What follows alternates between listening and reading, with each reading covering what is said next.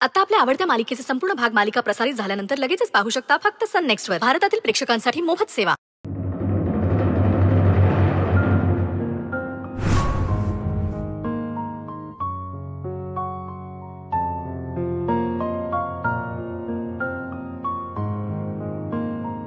हीच ती ट्यून आहे जी मी मागच्या आठवड्यात आदितीला शिकवली होती.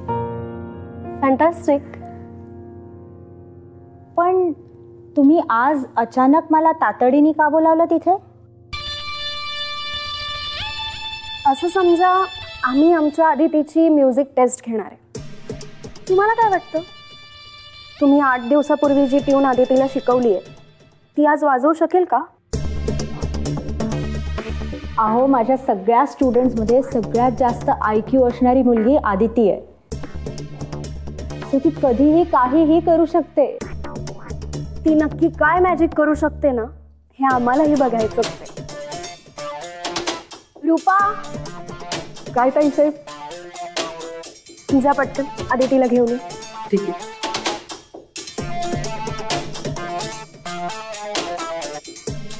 अक्का, मला सांग, रीती कुठे आहे? नाही, नाहीतर शेजारच्या खोलीत असायची आणि ही ट्यून ऐकून घ्यायची आणि तीच आपल्याला ऐकवायची.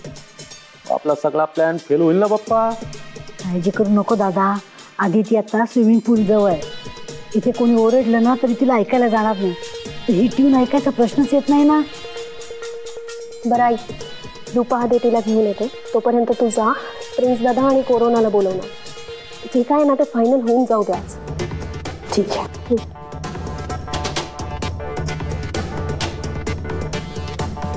काय गे, ही आदिती स्विमिंग पूल जवळ काय करून राहिली? पाण्यात होड्या सोडते. पण तिला हे माहित नाहीये की आज एक होडी कायमची बुडणार आहे.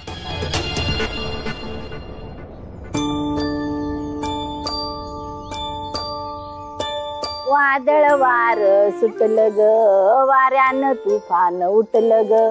विरविर वाऱ्यात पावसाच्या माऱ्यात सजनानं होडीला पाण्यात सोडलं. वादळ वार सुटलं ग. आजी, वादळ वार म्हणजे काय ग? ते तुला सांगून नाही कळणार. एकदा सांगून तर बघ. सगळं काही शांत शांत आहे असं वाटत असताना आणि आपल्या ध्यानीमनी नसताना अचानक कुठंतरी वाऱ्याचा जोर वाढतो. मग तो बघता बघता आपल्या दिशेने सरकायला लागतो. त्याचा नक्की हेतू काय आहे हे आपल्याला कळण्याआधीच तो आपल्या जवळ येतो आणि झडप घालतो. आदिती, तुझे म्युझिक टीचर आलेत, तुला आत बोलवलंय. वादळ आलंय? वादळ आलंय माहित नाही.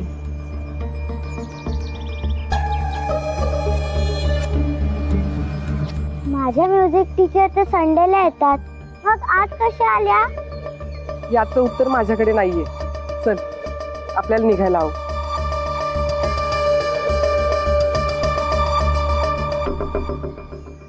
हा ठीक आहे ना, तू काय बोलला ते कळलंय आपल्याला.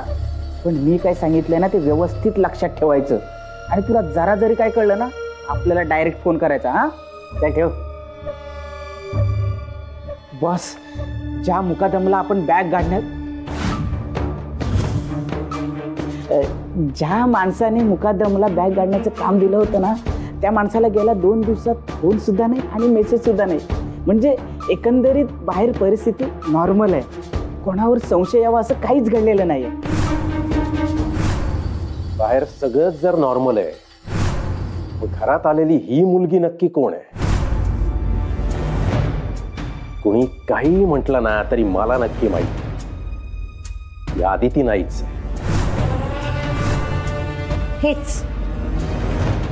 हेच सिद्ध करायला आपण तिच्या म्युझिक टीचरला बोलवलं. तुम्ही पण चला, म्हणजे त्या म्युझिक टीचर समोर खरं काय आणि खोटं काय ते सिद्ध होईल. हे चित्र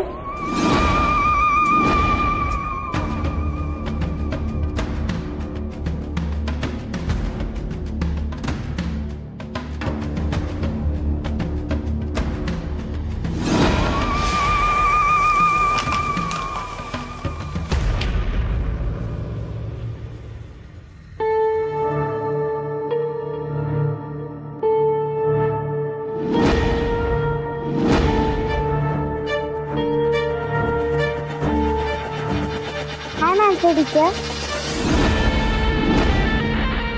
हाय अदिती. आपलं ट्युशन तर संडेला असतं ना, मग तुम्ही आज कशा आलात? आदिती, तुझी रिव्हिजन घ्यायला आलेत त्या. आणि हो, यापुढे ते आपल्याकडे आठवड्यातून 2दा येणार आहे. हो ना टीचर? हो, आता तुम्हीच म्हणत असाल तर. बघ, टीचर पण हो म्हणतायत. टीचर, तुम्ही ते रिव्हिजन बद्दल बोलून घ्या. आदिती, मी तुला जी ट्यून शिकवली आहे त्याची आपण रिव्हिजन करूया का? मग ती ट्यून तू या सगळ्यांना वाजवून दाखवशील? ये.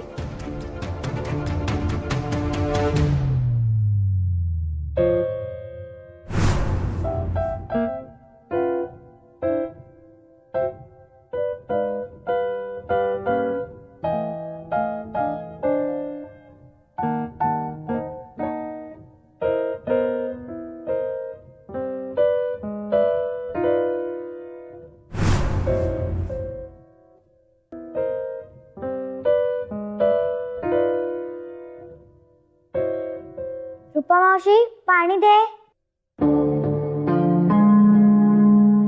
पोट्टी तर नौटंकी करू राहिली ना का? मला पण ते दिसून राहिलंय ना.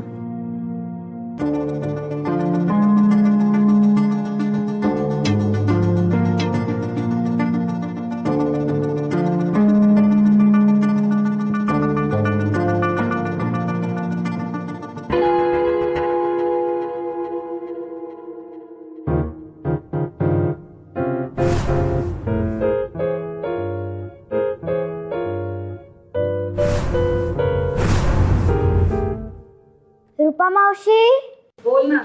दूध हवंय.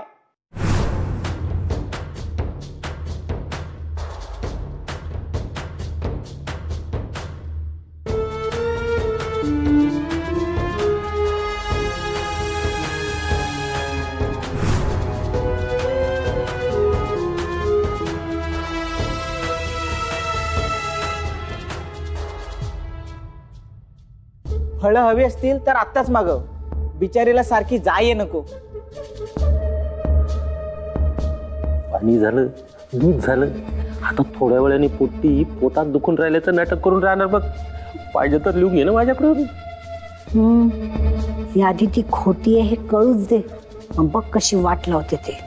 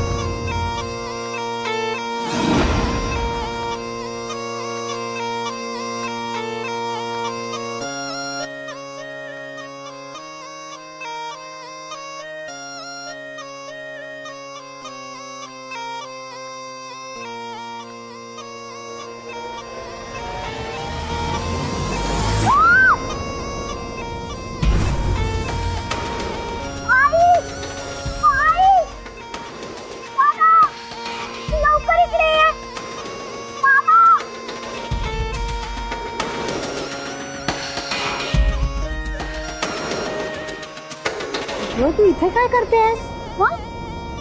काय झालं ओरडायला? असं भूत बघितल्यासारखं काय करतेस? बोल ना पटकन.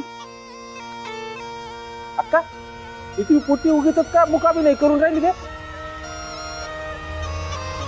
अशी घाबरले जसं काय सापच बघितलाय.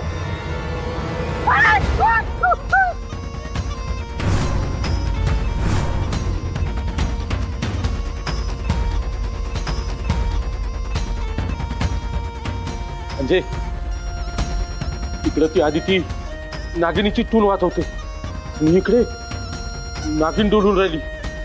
हे प्रकरण वाटतं तेवढं सोपं नाही बाप्पा.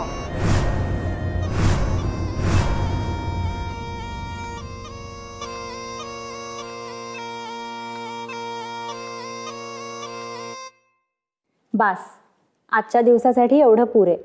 पण मला जमतंय ना टीचर. आज तू ज्या सफाईदारपणे ट्यून वाजवलीस ना, त्याबद्दल तुझं किती कौतुक करू तेवढं कमीच आहे. बस एवढंच म्हणेन की असाच सराव चालू ठेव.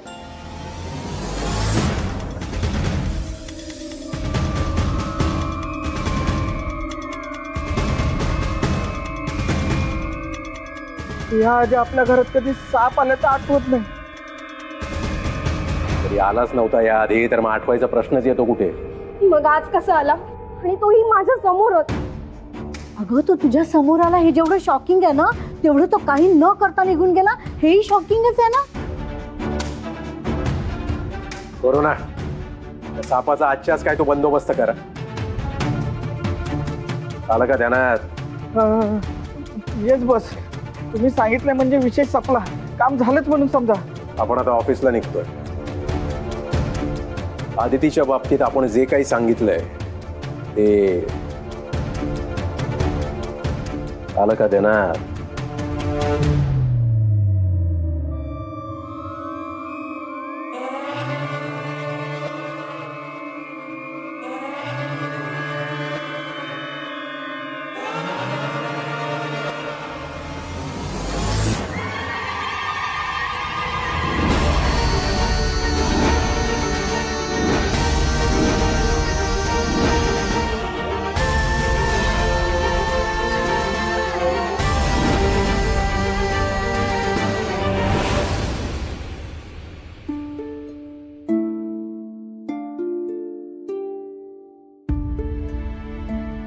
बाळा सांडवायचं नाही. हं, तू चांगली होतीस तेव्हा असं सांडलेलं तुला आवडत नव्हतं.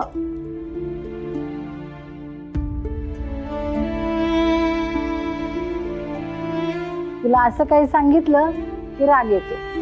मला माहित आहे, एकतर चमचा तोंडात धरतेस नाही तर फेकून देतेस. तुला काय आत्ता ओळखते का मी? आदितीपेक्षा लहान होतीस ना तेव्हापासून सांभाळते तुला मी. तू माझ्याशी कधी कसं वागणार हे मला माहित आहे.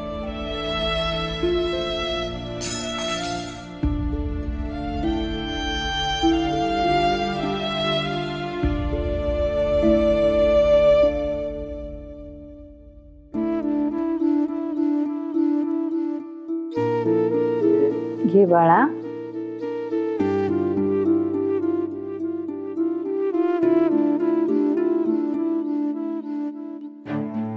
कमलाई, बोल पोरी. मी तुझ्या पाया पडते, माझा हात सोडू. मला खूप त्रास होतो गो, मला हात सोडू. मला पण खूप त्रास होतोय. ज्या पोरीला आकाशात उंच भरारी घेताना बघितलेलं त्या पोरीची ही अवस्था नाही, मला बघवत नाही. होतोय ना त्रास? होय. मग हात सोड. सोडव ना, सोडव. नाही, ते शक्य नाही. का नाही ते तुला पण माहित आहे. तू आणि मी काय बोलतोय ते त्या प्लीज साहेबांना आणि शोभा मॅडमला कळलं तर आपल्या दोघींची काय अवस्था होईल मी कल्पना सुद्धा करू शकत नाही. नाही नाही नाही नाही, नको, असं मनात सुद्धा आणू नकोस. घाबरवतेस तू मला, घाबरवतेस तू मला. तू जा इथून, जा, निघून जा इथून.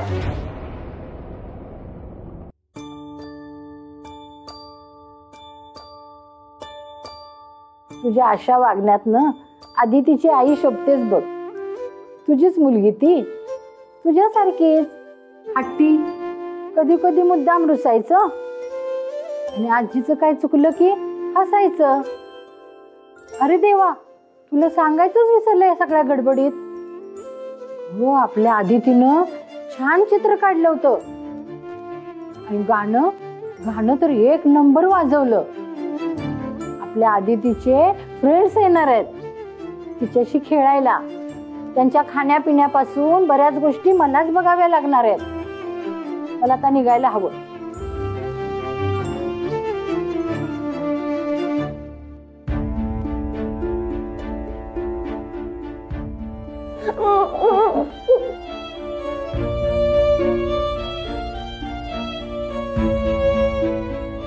माझ्या परीला भेटायला मी उद्या नक्की येईन.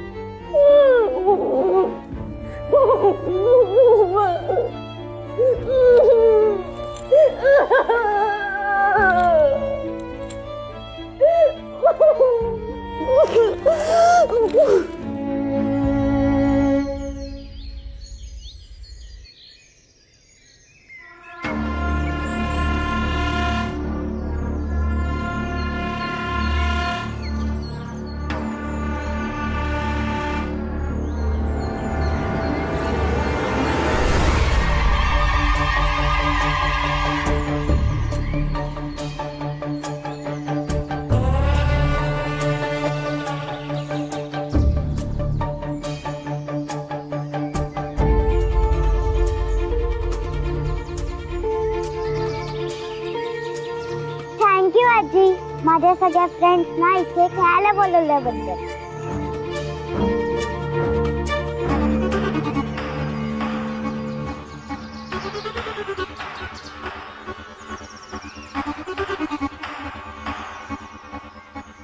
पोरं इथे आल्यापासून डोकं नुसतं भणभणायला लागलं. तरी करा आणि लवकरात लवकर या पोरांना बाहेर काढा रे इथून. या सगळ्यांना इकडे बोलवायची आयडिया कोणाची? आधीच विचार करायचा होतास ना. या पिल्ल्या पिल्ल्यांना इकडे बोलवायची काही गरज नव्हती. गरज होती. तुम्ही ज्या चुका केल्यात ना त्या सावरण्यासाठी हे करण्याची गरज होती. ती आदिती बाहेर खेळायला जायचं म्हणत होती. ती जर बाहेर गेली असती आणि या घरात काय घडतंय हे सांगितलं असतं तर ते आपल्याला किती महागात पडलं असतं याचा विचार केलाय. आणि ती इन्स्पेक्टर सौदामिनी ती आधीच आपल्या मागावर आहे. तूच म्हणतोस ना की तिनेच प्लॅन करून हिला पाठवलंय म्हणून. मग अशात आपली एक चूक आपल्याला किती महागात पडेल विचार केलाय. मला तर वाटतं की पुढचे काही दिवस हिला सतत आपल्या नजरेसमोरच ठेवलं पाहिजे. काय वाटतं? बरोबर बोलतेस. पण आता काळजी करायचं काहीच कारण नाही. लवकरच हा सगळा चाललेला खेळ संपणार आहे. तू इतकं ठामपणे कसं काय सांगू शकतोस? मी नाही सांगत आहे. कोरोना आणि मामाच्या चेहऱ्यावरचे भाव यांच्या डोक्यात नक्कीच काहीतरी शिस्त आहे.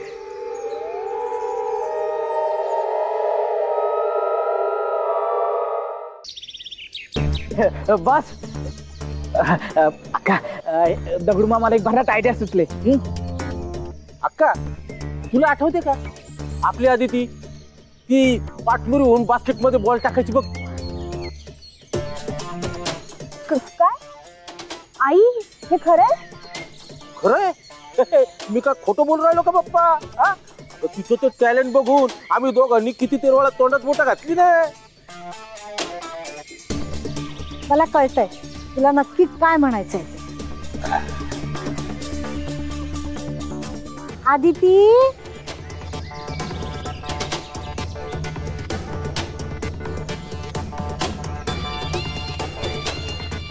काय झालं आजी? आजी आणि मामा आजोबा असं म्हणतात की तू मागे न पाहता बास्केटमध्ये बॉल टाकू शकतेस. पण मला आणि तुझ्या काका बोकाला ना हे पटत नाही. तू आता खरं काय हे तूच सांगणार आहेस. सांगायचं काय त्यात? हातात बॉल आहे, मागे बास्केट आहे. जे का व्हायचं ते आमने सामने होऊन जाऊ दे. नाही, आदितीसाठी हा खूप मोठा टास्क आहे. तिला जमेल असं वाटत नाही. आज जमेल तिला. मी सांगतो ना ती बरोबर बास्केट मध्ये बॉल टाकणार ना. काय चिमणाबाई, जमणार का तुला?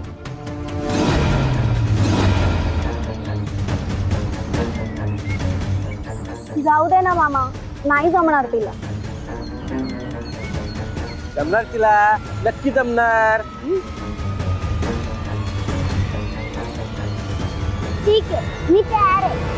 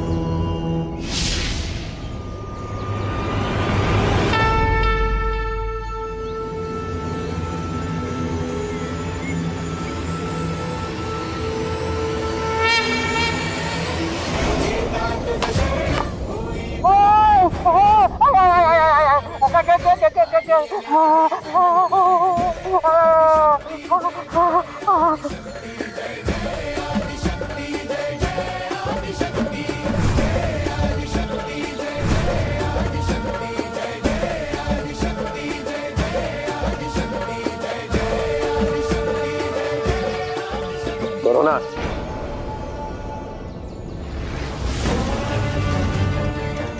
आपण ऑफिसला निघालोय. तू इकडेच थांब आणि घरातल्या सगळ्या अपडेट मला कळ. बस